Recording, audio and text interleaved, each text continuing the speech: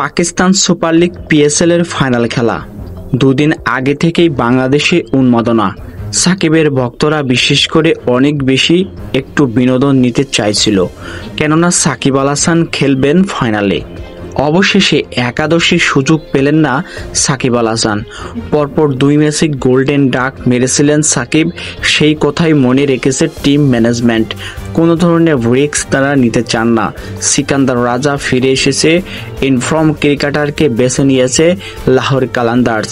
সাকিব আল হাসান বাদ পড়লেও রিশাদ হোসেন কিন্তু পিএসএলে দারুণ পারফর্ম করছেন এবং আজকের ম্যাচে ফাইনালে তাকে একাদশে রাখা হয়েছে। সাকিব আল হাসানের সাথে বাদ পড়েছেন বাংলাদেশি মেহেদী হাসান মিরাজ। সাকিবের ভক্তরা হয়তোবা কল্পনাও করতে পারেননি সাকিব আল হাসান আজকে ফাইনাল খেলায় বাদ যাবেন। এক্সপিরিয়েন্স অভিজ্ঞতার বিচারে হলেও তাকে খেলায় রাখতে পারত অনেক সাকিবিয়ান, এমনটাই মনে করেন। কিন্তু যেটা যুক্তিসম্মত কথা সেটা হলো পরপর 2 ম্যাচে গোল্ডেন ডাক মারলে একটা টিম ম্যানেজমেন্ট তাকে বাদ দিতে বাধ্য হবেন, এটাই কিন্তু চূড়ান্ত।